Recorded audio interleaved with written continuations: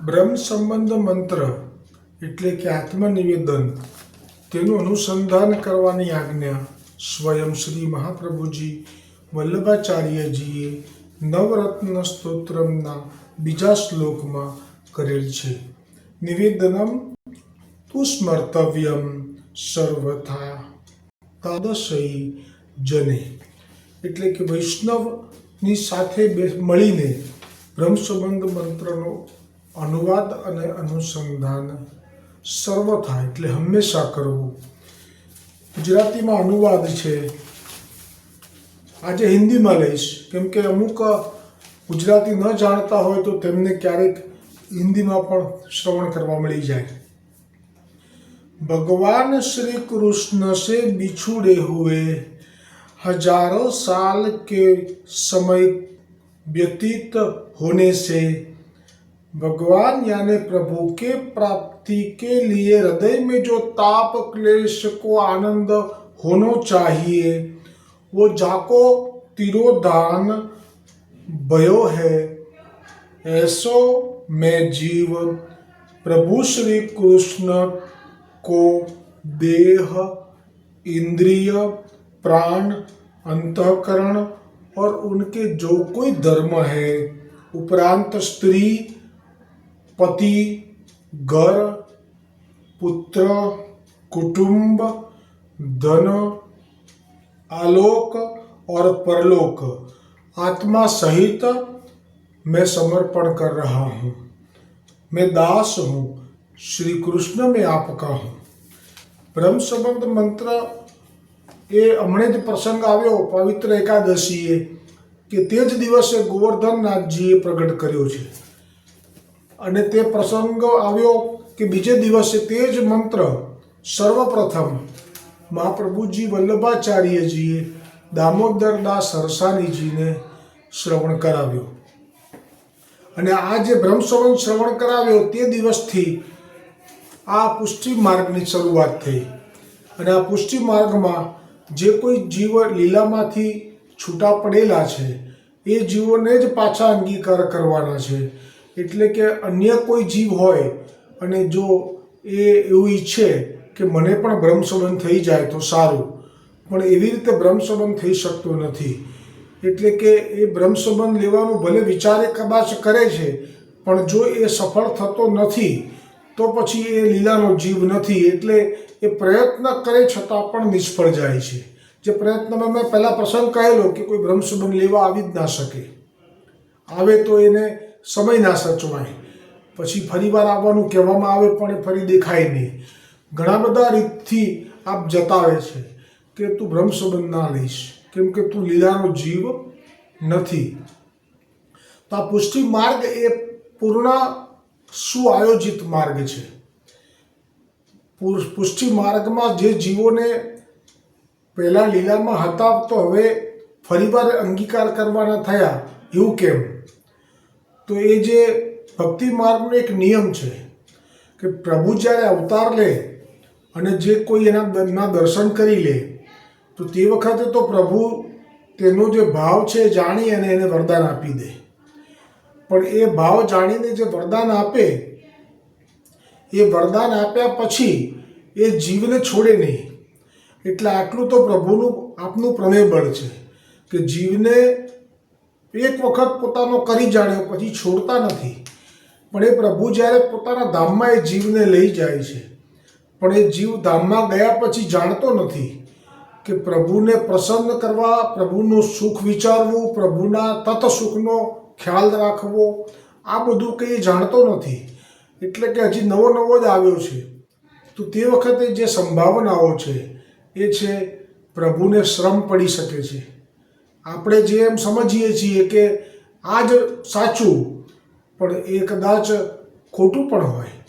તો એ જે સમજ છે, તો એ સમજ જે આપે છે એને પુષ્ટિ માર્ગમાં સદગુરુ કહે છે. સદગુરુની વ્યાખ્યા પણ બદલાઈ જાય છે ધર્મ પ્રમાણે. જ્ઞાન માર્ગમાં સદગુરુની વ્યાખ્યા એવી છે કે જે જીવ અને ઈશ્વર વચ્ચેનો ભેદ જ દૂર કરી દે. એટલે કે સ્વયં પરમ બ્રહ્મ છે એ અનુભૂતિ કરાવી દે. તો તો એ જ્ઞાન માર્ગના ગુરુનું કર્તવ્ય છે.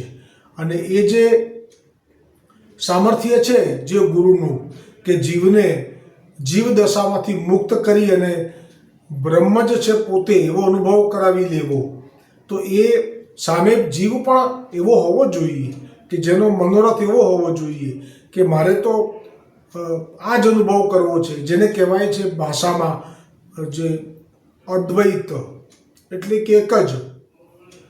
તો એ એકપણું એટલે કે ઈશ્વર અને જીવનું એકપણું થઈ જાય છે તેમાં. તો એ ગુરુ તે એવા જીવોનો અંગીકાર કરીને એમનું કલ્યાણ કરતા હોય છે. પણ આ જે પ્રભુ જ્યારે સાકાર રૂપ લે છે અને પછી ભૂતલ પર અવતાર લે છે અને પછી જો લીલા કરે છે, અને એ વખતે જે કોઈ જે ઠાકોરજીને જુએ છે, પ્રભુને જુએ છે, પછી કેવો ભાવ કરે છે, બસ એ પ્રમાણે પ્રભુ પછી અનેક લોક ઉત્પન્ન કરે છે.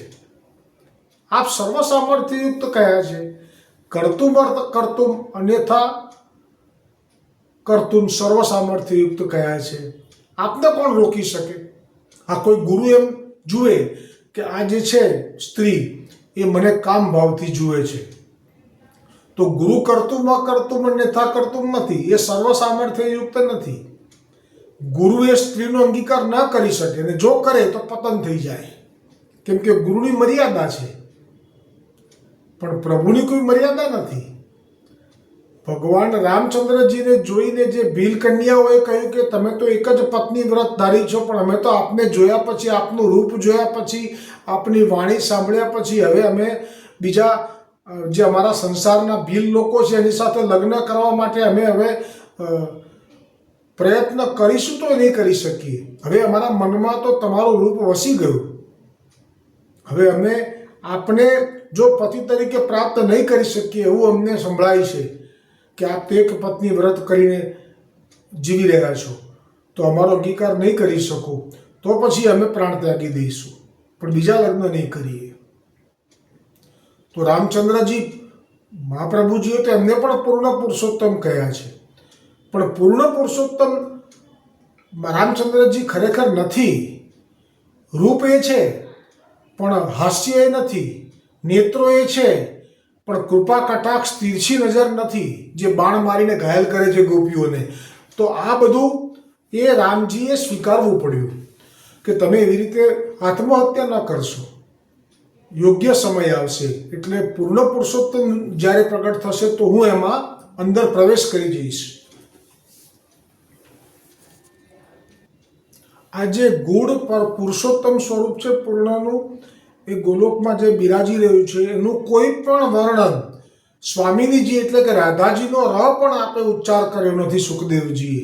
એ કેમ નથી કર્યો ચર્ચા અત્યારે નથી કરવી, પણ એ જે આપનું લીલાસ્થળી છે ગોલોકની, એમાં કેટલા વન છે, વૃંદાવન છે, સિવાય બીજા કેટલા વન છે, ગોવર્ધન મહારાજના ત્યાં કેટલા શિખરો છે, અને તે વ્રજમાં આપ જે સિંહાસન ઉપર બિરાજો છો એ કેટલી પાંખડીવાળું કમળ છે, એમાં પાછું બીજું એક કમળ, એ કેટલી ઉતરતો ક્રમ, કમળની પાંખડીઓનો ક્રમ, એમ કરીને પછી સિંહાસન. અને પછી આપ જ્યારે અહીંયાથી આપણા બ્રહ્માંડના વિષ્ણુ મહાદેવ અને બ્રહ્માજી અને ઇન્દ્ર જાય છે તો કયા માર્ગમાંથી જાય છે, એ લોક ઉપર પહોંચ્યા પછી પણ એ લોક દ્રષ્ટિગોચર થતો નથી, એટલું તેજ પુંજ છે, કેટલું ગૂઢ અને ગુપ્ત છે, પણ છતાંય અગોચર ને ગોચર કરે છે. કેમ કે આ લીલા કરવાની છે, અવતાર લેવા માટે વિનંતી કરવાની છે. પૂર્ણ પુરુષોત્તમનું પ્રાગટ્ય એમ જ નથી થઈ જતું. આ બ્રહ્માંડના વિષ્ણુને પણ ત્યાં જવું પડે છે. તો એ ભગવાન વિષ્ણુ ત્યાં જઈને કશું બોલતા નથી, કેમ કે આપ પણ ભગવાન રામચંદ્રજીને જેમ પૂર્ણ પુરુષોત્તમ કયા એમ આપ પણ અક્ષર બ્રહ્મ છો. પણ અક્ષર બ્રહ્મની મર્યાદા છે. આપ આવી રીતે જે અત્યાર સુધી અવતારો લીધા, રામચંદ્રજીનો, વામન ભગવાનનો, નરનારાયણનો, ઋષિનો, એમાં આપથી જ થયા અવતારો. પણ હવે જે અવતાર થવાનો છે કે જેમાં સ્ત્રીઓના મનોરથો પૂરા કરવાના છે, કેમ કે આપની જે લક્ષ્મી દેવી છે એની દાસીઓએ પણ વિનંતી કરી છે, વર્ષો થઈ ગયા, કે લક્ષ્મી દેવીને જે અધિકાર છે એમને તો આપો. તો વિષ્ણુ કહે છે કે નહીં થઈ શકે મારાથી, એના માટે તમે 28મા દ્વાપરમાં પૂર્ણ પુરુષોત્તમ જ્યારે પ્રગટ થશે હું એમાં સમાઈ જઈશ. અને રામચંદ્રજીએ પણ આ જ કહ્યું કે હું તે વખતે તમને એમાં સમાઈ જઈશ. જ્યારે પૂર્ણ પુરુષોત્તમ ભૂતલ પર આવશે. આ બધા સમાયા છે એ પ્રસંગ ગર્ગ સંહિતામાં આવશે. કયા કયા અવતારો ત્યાં પ્રગટ થયા છે ગોલોકમાં ક્રમબદ્ધ આવશે. એમાં તો આપણને એવું લાભ મળશે કેમ કે ગર્ગ સંહિતા એ ગૂઢ છે પણ વૈષ્ણવો માટે ખુલ્લો કરી નાખ્યો છે. અને આ વૈષ્ણવો જ ત્યાં પ્રવેશ કરી શકે છે કેમ કે જે ગોલોક એ વૈષ્ણવોનું છે, બીજાને શું સંબંધ છે. તો આ ગર્ગ સંહિતાનો અપૂર્વ આનંદ આપણને ભાગવતજી જેવું વિરામ પામશે એની સાથે શરૂ થશે. તો આ જે પૂર્ણ પુરુષોત્તમનો જે આ સ્વભાવ છે કે એ જીવના કોઈ પણ મનોરથને એ આપ પૂર્ણ કરે છે. અને આ બ્રહ્મ સંબંધોનો જે મંત્ર છે એ ફક્ત ને ફક્ત એ જીવો માટે છે કે જે લીલામાં પહેલા હતા. હવે જે વાત આવે છે મૂળ, તો પ્રભુનો તો સ્વભાવ છે કે જે દર્શન લીલા થઈ જેમ કે રામચંદ્રજીએ કરી તો ગોપી જે ભીલ કન્યાઓ હતી માત્ર તે જ મોહિત નથી થઈ. પછી તો આપ લગ્ન કરવા જ્યારે ગયા હતા તો જનકપુરની સ્ત્રીઓએ પણ બધાએ કહ્યું કે અમારે તો હવે આ રામચંદ્રજી સિવાય, કેમ કે ઉત્તમ જ્યારે કોઈ પાત્ર મળે તો સ્ત્રીઓ સ્વાભાવિક હૃદય આપી બેસે છે. પછી એને અરે અપ્સરાઓ મોકલી હતી ઇન્દ્રએ નર નારાયણને તપ ભંગ કરવા માટે. તો એ નર નારાયણમાં નારાયણનું રૂપ એવું સુંદર હતું કે અપ્સરાઓએ તો એમ જ કહી દીધું કે હવે અમારે ઇન્દ્ર પાસે નથી જવું, અમે આપની પાસે રહીશું. તો કહ્યું કે આવી રીતે આ દેહમાં તો હું તપસ્વી દેહમાં છું પણ છે મૂળ નારાયણ ભગવાન. એટલે કહ્યું કે તમારો મનોરથ હું 28માં દ્વાપરમાં પૂર્ણ કરીશ. તો ગોલોકમાં નારાયણ ભગવાન પ્રગટ થયા છે. આ લાભ મળશે આપણને. પણ વાત આ છે મૂળ કે શા માટે મહાપ્રભુજી વલ્લભાચાર્યજીથી અંગીકાર થયા. જો હતા જ પહેલેથી ઉપર અને છૂટા પડ્યા તો છૂટા શા માટે પડ્યા? વિખૂટા શબ્દ છે ને, સહસ્ત્ર પરિવત્સર કરીને હજારો વર્ષોથી છૂટા પડેલા, વિખૂટા પડેલા. તો વિખૂટા કેમ પડ્યા? એકવાર ભગવાનના થઈ જાય પછી ભગવાનથી વિખૂટા પડે. તો એનું કારણ છે આ પુષ્ટિ માર્ગ પ્રગટ થવાનું કે જે જીવો પ્રભુના ધામમાં એકવાર તો પહોંચી ગયા આપના પરમે બળથી, પરંતુ એ પહોંચ્યા પછીની જે સ્થિતિ છે એમાં પ્રસંગ આવે જ છે હમણાં જ કે જે ભીલ જે સ્ત્રીઓ હતી એમને જે અંગીકાર કરવા માટે 28માં દ્વાપરમાં એ લોકો પાછા ભીલ રાજાની જે પત્નીઓના, કેટલી બધી પત્નીઓના ગર્ભમાંથી જન્મી, બધી સુંદર હતી. એનું વર્ણન ગર્ગ સંહિતામાં આવશે. અપ્સરાઓ પણ પાછી પડી જાય એટલું સૌંદર્ય હતું એમનું, કેમ કે અંગીકાર થવાની હતી પ્રભુને, સામગ્રી પ્રભુની થવાની હતી. તે પણ જન્મી હતી ક્યાં? બહુ દૂર. કંસનો મિત્ર હતો એ ભીલ રાજા. તે વખતે દુર્યોધન કૌરવોએ જે યુદ્ધ કર્યા એમાં આ ભીલ રાજાને પરાસ્ત કર્યો. એટલે ભીલ રાજા તો સૈન્ય તો કર્યા કરે યુદ્ધ, રાજાઓનો ધર્મ હોય. આ પણ રાજા હતો ભીલ, જેને ત્યાં બધી દૈવી કન્યાઓ પ્રગટ થઈ હતી. તો તે ભીલ રાજાનો મિત્ર હતો કંસ. અને કંસને કહ્યું કે મને આ કૌરવો પરાસ્ત કરે છે, હું ભયભીત છું. તો કે કૌરવોની ચિંતા તો હું કરતો જ નથી, હું તો કોઈની નથી કરતો. કેમ કે કંસને વરદાન એવા હતા બ્રહ્માજીના. એટલે કે તું એક કામ કર, નિશ્ચિંત થઈ જા, મારા રાજ્યમાં આવી જા. આ બધી ગોઠવણ કરવી એ ગોવિંદના હાથમાં. એની અનેક પત્નીઓ અને આ બધી દૈવી કન્યાઓ જે ભીલ કન્યાઓ હતી જેમણે આત્મહત્યા કરવાનો નિર્ધાર કર્યો હતો અને ભગવાન રામચંદ્રજીએ કહ્યું હતું કે એના વચન આપું છું કે ત્યારે એ બધી જ કન્યાઓ અહીંયા આવી ગઈ કંસના રાજ્યમાં, મથુરા પાસે વ્રજમાં. અને વ્રજ મંડળમાં ભગવાન શ્રી કૃષ્ણના દર્શન કર્યા અને જાણ્યું કે ગોવર્ધન મહારાજ કૃપા કરશે. એટલે ગોવર્ધન મહારાજના શરણે ગઈ અને ઠાકોરજીએ રાસ કર્યો મહારાસ. એમાં આ બધાને પ્રેરણા કરીને બોલાવી લીધી. પછી તો એમને પુલિંદીજનોનો જે આપણે ભોગ આવે છે પુષ્ટિ માર્ગમાં, ઉત્થાપન ભોગમાં, લીલા મેવાનો, ફ્રૂટનો, ફળનો, એ માત્ર પુલિંદીજનનો અધિકાર છે. કેમ કે વનમાં હોય છે, બપોરે ઉત્થાપન થાય છે ત્યારે.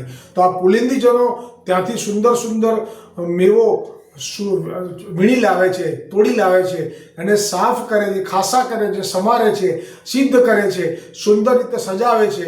અને ઠાકોરજી સમિત થયા હોય છે ખેલીને, કે ગાયો ચરાવીને, કે નિંદરમાંથી જાગ્યા હોય છે આરામ કરીને.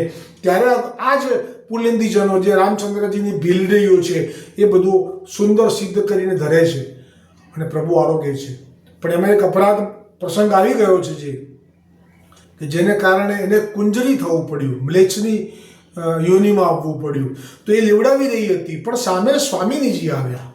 તો એક વખત પ્રભુના દર્શન થઈ જવા, તે લોકમાં પહોંચી જવું એ પહેલું પગથિયું છે, પણ એ છેલ્લું પગથિયું નથી. છેલ્લું પગથિયું તો જ્યાં સુધી સ્વામિનીજી તે જીવનો અંગીકાર ના કરે ગુરુ તરીકે, ત્યાં સુધી એ લોકમાં એની સ્થિતિ કાયમ નથી. પણ હવે એકવાર ગયા છે એટલે પાછા તો આવવાના જ નથી, પણ આયા છે તો લેવા માટે પણ આપે જ આવવું પડે. એટલે જે થયું એવું કે લીલો મેવો એ ગોવર્ધન એટલે બાલ શ્રી કૃષ્ણચંદ્રને આરોગાવી રહી હતી, સાથે એના સખાઓ પણ હતા. તે વખતે સ્વામિનીજી રૂમઝૂમ કરતા આવ્યા. સ્વામિનીજી આવે તો આ લોકોને તો એમ જ છે કે ગોવર્ધન મહારાજની કૃપાથી જ મને તો મળ્યું છે, એટલે આ કોણ એવો ભાવ સ્વામિનીજી માટે. એટલે ત્યાં ગુરુ પ્રત્યે ભાવ નથી, પછી થકાય નહીં એ લોકમાં, એટલે રોકી લીધા.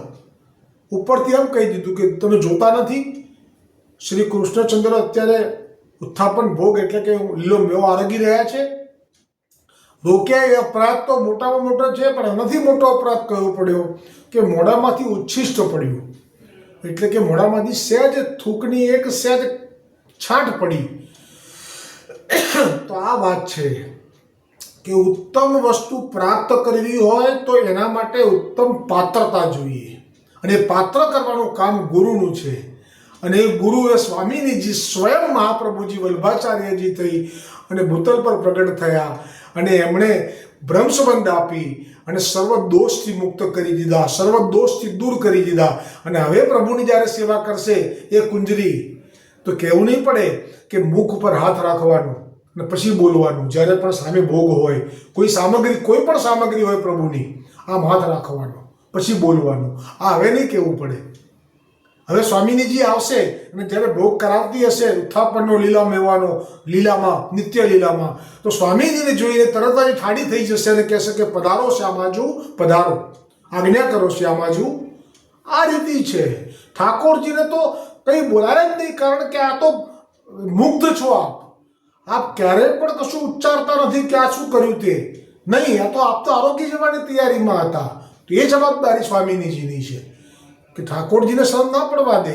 પછી શ્રાપ આપે તો ઠાકોરજી પણ આખાડા કાન કરે, કેમ કે જરૂર છે ને, તૈયાર થવું જ પડે. તમારે ઉત્તમ વસ્તુ જોઈએ છે ને ઉત્તમ તમારે નથી બનવું, તો પછી એ તો સંભવ જ નથી. એટલે આ જે મહાપ્રભુજી વલ્ભાચાર્યજીએ આ બધા જીવો જે પડ્યા છે એમને પાછા લઈ જવા માટે અને ગુરુ થવા માટે આપ પ્રગટ થયા છો. એ દિવસ હતો જ્યારે આપે બ્રહ્મ સંબંધ આપવાનું શરૂ કર્યું, અને આજે વલ્લભકુલ બાળકોની આડીથી જે જીવો બ્રહ્મ સંબંધ લઈ રહ્યા છે, માનો કે મહાપ્રભુજી એમનામાં પ્રવેશ કરી જાય છે એ વખતે, અને આપ જ જીવનો અંગીકાર કરી લે છે. તો આ જે બ્રહ્મ સંબંધનો મંત્ર છે એનો આ જે સત્સંગ અહીંયા વિરામ પામે છે. બોલો બ્રહ્મ સંબંધ મંત્ર કી જય હો, ગોવિંદ ઘાટ કી જય હો, મહાપ્રભુજી વલ્ભાચાર્યજી કી જય હો, ગોવર્ધનનાથ કી જય હો.